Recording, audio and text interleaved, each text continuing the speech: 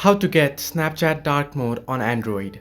Hello everybody, welcome back to the channel. Today I'll guide you on how you can get dark mode for Snapchat on Android device. Unfortunately, Snapchat hasn't released dark mode for Android. Now you may try forcing dark mode into Snapchat, but it most probably won't work. What you want to do is scroll down your notification bar and then head over to settings, and once on settings scroll all the way down below and first head into about phone, and on about phone what you want to do is head into software information and double tap multi-tap on this build number, and you can see I've already enabled developer mode. If you haven't, then your developer mode will be enabled, and then head over to developer options just below, and if you go over here scroll all the way down below, you'll find the option force dark mode.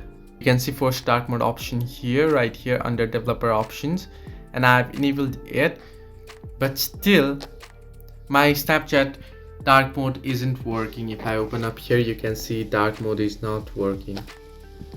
So you might only be able to use dark mode if the beta version of Snapchat is available on your device, depending on the region you are. Hope this helped. Do like and subscribe, and do not forget to leave a comment down below if you have any further issues.